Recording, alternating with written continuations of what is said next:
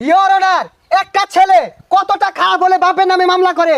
Your honour, একটা মানুষ কতটা নিরুপায় হলে, কতটা অসহায় হলে, কতটা কষ্টে থাকলে তার বাবার নামে মামলা করে।